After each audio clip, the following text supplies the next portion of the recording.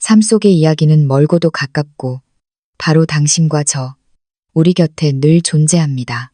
오늘 들려드릴 이야기는 어쩌면 낯익게 들릴 수도 혹은 누군가가 지금 겪고 있는 일일지도 모릅니다. 그럼 천천히 들어보시죠. 심장 수술 전날 밤 집으로 돌아갔다가 시어머니와 남편의 은밀한 대화를 엿듣게 되었습니다. 내일 아침 걔는 무조건 죽어야 해. 그래야 50억 유산이 우리 거가 되지.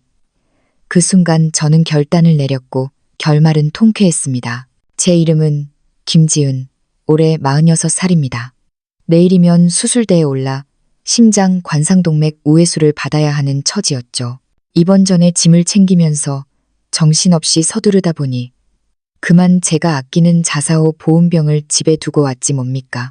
그 병은 재작년에 딸아이가 유학 갔다가 사다 준 건데 의사 선생님이 마시라고 한 따뜻한 둥글레 차가 담겨 있어 마시면 속이 편안해지곤 했습니다. 그게 없으니 왠지 마음이 놓이지 않더군요. 저녁 6시쯤 간호사가 회진을 마치고 나갔을 때 저는 간호사에게 집에 가서 물건 하나만 챙겨 1시간 안에 돌아오겠다고 말했습니다. 간호사는 무리하지 말라고 당부했고 저는 웃으며 알겠다고 하고는 병원 정문을 나섰습니다. 택시를 잡아 타고 집 주소를 댔습니다.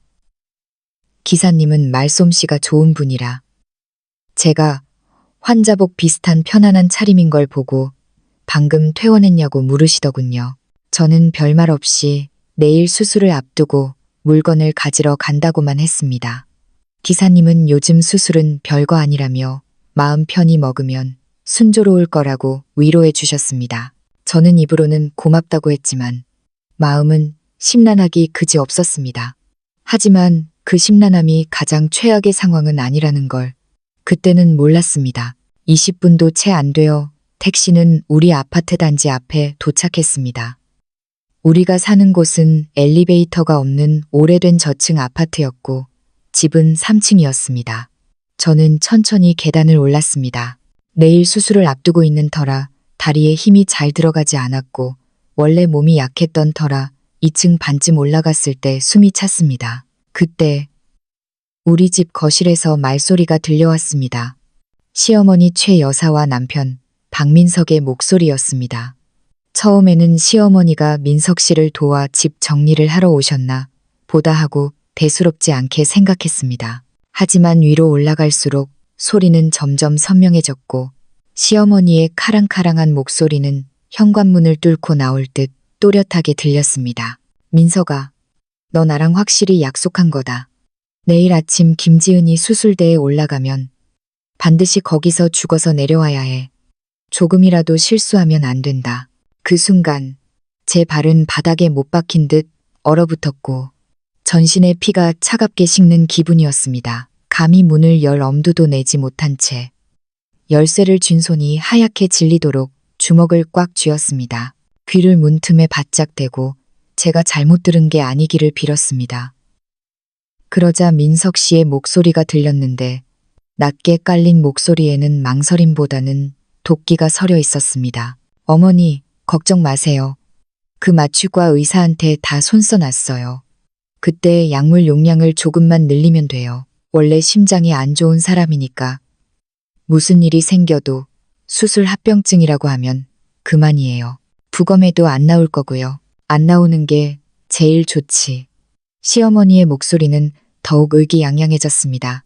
김지은 그년 앞으로 된 50억 유산. 걔네 부모가 남겨준 거 말이다. 지난번에 공증사무소 가서 공증받았다며 자기가 잘못되면 그 돈 다 너한테 준다고. 내일 걔가 죽기만 하면 그 50억은 고스란히 우리 거가 되는 거야. 그때 되면 네가 집을 바꾸든 내 귀한 손자 차를 뽑아주든 다 내 마음대로 되는 거라고. 50억. 그 돈은 돌아가신 친정 부모님이 평생 피땀 흘려 모으신 돈이었습니다. 부모님은 돌아가시면서 제 노후 자금으로 쓰라고 신신당부하며 남겨주셨죠. 저는 수술이 잘 끝나면 그 돈의 일부를 민석 씨와 우리 손자 지훈이를 위해 쓸 생각이었습니다. 어쨌든 가족이니까요. 하지만 세상에 가장 가까운 가족이라 믿었던 남편과 시어머니가 그 돈 때문에 제가 죽기만을 바라고 있었다니요. 온몸이 사시나무 떨듯 떨렸고 열쇠를 쥔 손이 미끄러져 하마터면 바닥에 떨어뜨릴 뻔했습니다. 입술을 깨물며 터져 나오려는 울음을 삼켰습니다. 지금은 울 때가 아니었습니다. 당장 문을 박차고 들어가 따져봤자 저들의 독한 심보로 볼 때 저에게 무슨 짓을 할지 모를 일이었습니다. 내일 수술도 받아야 하는데 이렇게 무너질 순 없었습니다. 저는 발소리를 죽여가며 조심스럽게 뒷걸음질 쳤습니다. 1층까지 내려와서야 비로소 거친 숨을 몰아쉬었고 참았던 눈물이 왈칵 쏟아졌습니다. 휴대전화를 꺼내 딸아이에게 전화를 걸려다 멈췄습니다. 지방에서 일하는 딸아이가 걱정할까봐 내일이나 되어야 올라올 수 있는데 지금 당장 알리면 아이 마음만 조급해질 것 같았습니다. 일단 저 혼자 감당해야 했습니다. 다시 택시를 잡아 타고 병원으로 돌아가는 길. 차창 밖으로 스쳐 지나가는 가로등 불빛을 보며 머릿속에는 오직 하나의 생각뿐이었습니다. 죽을 수 없어. 살아야 해. 저 짐승만도 못한 인간들에게 대가를 치르게 할 거야. 그 50억도 내 것이고 내 목숨도 내 거야. 그들이 뺏어가게 둘 순 없어. 택시가 병원 앞에 도착했고 저는 천천히 걸어 병실로 들어갔습니다. 보온병은 침대 옆 협탁에 올려두었는데 그 안에 든 둥글레 차는 이미 차갑게 식어 있었습니다. 마치 제 심장처럼 말이죠. 몇 분 지나지 않아 민석 씨가 들어왔습니다. 손에는 보온 도시락통을 들고 가증스러운 표정으로 묻더군요. 지은아, 어디 갔었어? 방금 왔는데 없어서 얼마나 걱정했는지 몰라. 이거 당신 주려고 푹 고아온 삼계탕이야. 얼른 좀 먹고 몸보신해. 내일 수술 잘 받아야지. 그 위선적인 얼굴을 보자 속에서 천불이 났지만 겉으로는 아무렇지 않은 척 연기해야 했습니다. 아직 증거가 없으니 섣불리 뱀을 놀라게 해서는 안 되니까요. 저는 도시락통을 받아들고 억지로 미소를 지어 보였습니다. 집에 가서 컵 하나 가져왔어. 좀 피곤해서 지금은 입맛이 없네. 저기다 둬요. 민석 씨가 뭐라 더 말하려는데 시어머니도 따라 들어왔습니다. 손에 사과를 들고 짐짓 챙겨주는 척 깎아주려 하더군요. 지은아, 내일 수술이라며 긴장하지 마라. 나랑 민석이가 밖에서 딱 지키고 있을 테니까 틀림없이 잘 될 거야. 혹시 뭐 당부할 말 있으면 지금 민석이한테 다 해둬라. 마음 편하게. 시어머니의 저 탐욕스러운 눈빛, 속내가 뻔히 보였습니다. 지금 유언이라도 남기라는 건가? 돈을 다 민석 씨에게 넘기겠다고 확답을 달라는 건가? 아뇨, 지금 컨디션 좋아요. 딱히 당부할 말 없어요. 의사 선생님이 일찍 쉬어야 내일 수술 컨디션이 좋다고 하셨거든요. 제 말에 민석 씨와 시어머니는 눈빛을 교환하더니 별말 없이 잠시 앉아 있다가 돌아갔습니다. 그들이 나가자마자 저는 휴대전화를 꺼내 작년에 부모님 돌아가시고 유산 문제 상담 때문에 알게 된 강 변호사님께 전화를 걸었습니다. 목소리를 낮춰 제가 집에서 들은 내용과 저들의 계획을 전부 털어놓았습니다. 강 변호사님도 듣더니 경악을 금치 못하시더군요. 변호사님은 일단 침착하고 절대 티내지 말라며 내일 수술 전까지 그들이 주는 물이나 음식은 절대 먹지 말라고 당부했습니다. 그리고 결정적인 증거가 필요하니 그들의 대화를 녹음하라고 조언해 주셨습니다. 전화를 끊고 나니 마음이 조금 진정되었습니다. 협탁 위에 보온병과 창밖의 어둠을 번갈아 보며 맹세했습니다. 박민석, 최 여사, 당신들이 내게 준 배신감, 배로 갚아주겠어. 반드시 살아서 당신들이 파멸하는 꼴을 볼 거야. 강 변호사님과의 통화 기록은 따로 저장해 두고 녹음 기능을 켜서 테스트해 보았습니다. 재작년에 딸이 바꿔준 최신 스마트폰이라 녹음 음질이 좋았습니다. 저는 볼륨을 최대로 키우고 침대 위 눈에 띄는 곳에 두면 들킬까봐 베개 커버 속에 휴대전화를 밀어 넣었습니다. 면 소재 베개 커버라 소리는 잘 들어갈 테고 설마 베개 속에 휴대전화를 숨겼으리라고는 생각 못할 테니까요. 막 숨기고 나니 병실 문이 조용히 열리며 민석 씨가 다시 들어왔습니다. 아까 그 삼계탕을 들이밀며 여전히 역겨운 미소를 짓고 있었죠. 지은아, 그래도 수술 전인데 뭐라도 좀 먹어. 오후 내내 고운 건데 식으면 맛없어. 가슴이 철렁했지만 표정을 갈무리하고 짐짓 허약한 척했습니다. 긴장해서 그런가 속이 울렁거려 못 먹겠어. 나중에 배고프면 먹을게. 민석 씨는 그릇을 내려놓더니 가지 않고 의자를 끌어다 제 침대 곁에 앉아 빤히 쳐다보더군요. 지은아, 우리가 같이 산 세월이 얼만데. 만약에 혹시라도 내일 수술하다 무슨 일 생기면 그 돈 말이야. 드디어 본색을 드러내는구나. 이불 속에서 주먹을 꽉 쥐었지만 겉으로는 모르는 척 물었습니다. 무슨 돈? 내 퇴직금 말하는 거야. 걱정 마. 무슨 일 생겨도 당신이랑 지훈이 쓸 만큼은 돼. 퇴직금 말고. 민석 씨가 답답하다는 듯 목소리를 높였습니다. 장인어른이 물려주신 그 50억 말이야. 지난번에 공증받을 때 당신 죽으면 나한테 준다고 했잖아. 속으로 코웃음을 쳤지만 짐짓 망설이는 척했습니다. 아, 그 돈. 공증할 때 별 생각 없이 다 가족이니까 그랬지. 근데 어제 의사 선생님이 수술 성공률 높다고 하셨어. 그 공증 쓸 일 없을 거야. 민석 씨의 표정이 일순간 일그러졌습니다. 더 따지려던 찰나 시어머니가 귤 봉지를 들고 들어왔습니다.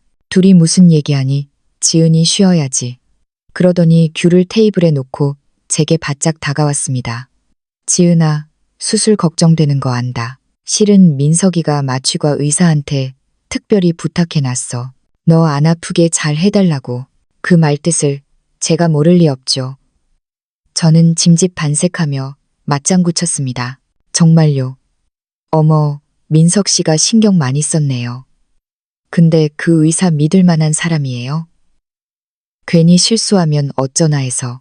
믿을 만하고 말고. 시어머니가 가슴을 탕탕 쳤습니다. 민석이가 건너 어렵게 소개받은 사람이야. 그 의사가 그러더라. 마취약 양을 좀 넉넉히 써서 푹 자게 해주겠다고. 자고 일어나면 수술 다 끝나 있을 거라고. 양을 늘린다고요. 제가 걱정스런 표정을 지었습니다. 의사 선생님은 몸무게에 맞춰서 정량만 쓴다고 하던데. 많이 쓰면 위험하지 않을까요? 위험하긴 뭐가 위험해. 민석 씨가 옆에서 거들었습니다. 당신 심장이 약하니까 오히려 약을 좀 더 써서 꽉 눌러줘야 수술 도중에 안 깨지. 괜한 걱정 말고 우리 말 들어. 저는 안심하는 척 고개를 끄덕였습니다. 알겠어요. 그럼 두 사람 믿을게요. 저 근데 목이 좀 마른데 물 좀 떠다 줄래요? 민석 씨가 물을 뜨러간 사이 베개 밑을 살짝 만져보니 녹음이 잘 돌아가고 있었습니다. 민석 씨가 건넨 물컵을 받았지만 입만 대는 척하고 마시지는 않았습니다. 강 변호사님의 당부대로 물에 뭘 탔을지 모르니까요. 밤 9시가 되자 간호사가 와서 환자 휴식 시간이라며 보호자들은 귀가하라고 했습니다. 두 사람은 내일 아침 일찍 오겠다며 나갔습니다. 병실 문이 닫히자마자 저는 떨리는 손으로 베개 속 휴대전화를 꺼내 녹음을 중지하고 파일을 클라우드에 업로드했습니다. 그리고 강 변호사님께 백업 파일과 함께 메시지를 보냈습니다. 변호사님, 방금 녹음한 건데 증거가 될까요? 잠시 후 답장이 왔습니다. 충분합니다. 결정적인 증거예요. 내일 수술 전에도 계속 녹음하세요. 그리고 제 어시스턴트인 이 대리를 병원으로 보낼 겁니다. 그 사람을 통해 상황을 통제할게요. 그제야 마음이 조금 놓였습니다. 밤새 잠을 설쳤지만 억지로라도 눈을 붙이려 노력했습니다. 딸아이 사진을 꺼내보며 마음을 다잡았습니다. 우리 딸, 엄마가 꼭 살아서 돌아갈게. 다음 날 아침 6시, 눈을 뜨자마자 베개 및 휴대전화를 확인했습니다. 녹음 파일은 안전했습니다. 휴대전화를 환자복 안주머니에 넣고 시치미를 뚝 떼고 누워있으니 얼마 안 가 문이 열리고 민석 씨와 시어머니가 들어왔습니다. 지은아, 잘 잤니? 시어머니가 제 이마를 짚으려 하기에 회피했습니다. 소름이 끼쳤거든요. 아, 네, 좀 설쳤어요. 민석 씨는 유명한 죽집 쇼핑백을 내려놓으며 말했습니다. 당신 좋아하는 전복죽 사왔어. 수술하려면 든든히 먹어야지. 어머, 지금 금식 시간 아니에요. 간호사 선생님이 어젯밤부터 물도 마시지 말라고 했는데 제가 핀잔을 주자 민석 씨가 당황하며 머리를 긁적였습니다. 아, 맞다. 깜빡했네. 내가 정신이 없다. 그때 간호사가 들어와 혈압과 체온을 삼습니다. 보호자분들은 잠시 나가주세요. 기회다 싶어 저는 민석 씨에게 말했습니다. 당신, 엄마 모시고 나가서 편의점 가서 각을 좀 사다 줘. 어제 쓰던 게 다 떨어졌어. 꼭 쓰던 걸로 사다 줘. 두 사람이 나가자마자 저는 강 변호사님께 문자를 보냈습니다. 곧이어 이 대리가 도착했다는 답장이 왔습니다. 베이지색 코트에 파란색 서류 가방을 든 젊은 여자분이 병실로 들어왔습니다. 안녕하세요. 김지은 이모님 되시죠? 먼 친척 조카입니다. 이 대리는 싹싹하게 인사를 하더니 제게 다가와 귓속말로 속삭였습니다. 변호사님, 지시받고 온 이 대리입니다. 녹음기 가져왔어요. 휴대전화 파일 여기로 옮기시죠. 그리고 따님은 점심쯤 도착하신다니 그때까지 제가 곁에 있을게요. 이 대리는 또한 의사회진 때 마취과 의사의 자격을 확인하고 싶다고 말하라고 코치해 주었습니다. 그리고 병원 복도에서 민석 씨와 어떤 낯선 간호사가 이야기하는 걸 봤다며 사진을 보여주었습니다. 이 여자 우리 병원 간호사가 아니에요. 성형외과 유니폼을 입고 있던데요. 변호사님이 신원 조회 중입니다. 잠시 후 민석 씨와 시어머니가 가글을 사들고 돌아왔고 이 대리를 보고 의아해했습니다. 저는 시골 고종사촌 언니네 딸이라고 둘러댔습니다. 곧이어 주치의 선생님이 회진을 오셨습니다. 저는 이 대리가 시킨 대로 말했습니다. 선생님, 제가 나이가 있어서 마취가 너무 걱정돼요. 마취과 선생님 경력 좀 확인할 수 있을까요? 그리고 수술 전 투약 담당 간호사 선생님도 지정해 주시면 안 될까요? 사람 바뀌면 불안해서요. 주치의 선생님은 웃으며 안심시켜 주셨습니다. 걱정 마세요. 우리 병원 마취과장님이 직접 들어오실 겁니다. 투약은 수간호사님이 전담하도록 지시할게요. 옆에 있던 민석 씨와 시어머니의 얼굴이 흑빛이 되더군요.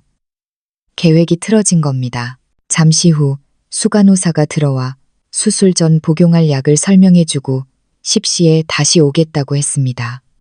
수간호사가 나가려 하자 시어머니가 쫓아가 붙잡았습니다. 저기 수간호사님, 우리 며느리가 겁이 많아서 그런데 약 좀 넉넉히 주시면 안 돼요.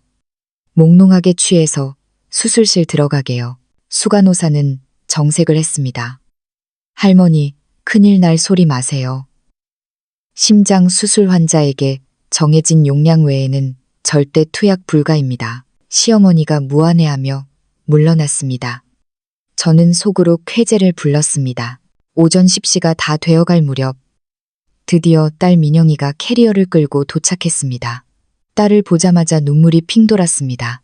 민영이는 이 대리와 인사를 나누고 상황을 파악한 뒤 비장한 표정으로 제 손을 잡았습니다. 엄마 걱정 마. 내가 엄마 약 아무도 손 못 대게 지킬게. 약속한 10시가 되자 복도에서 발소리가 들렸습니다.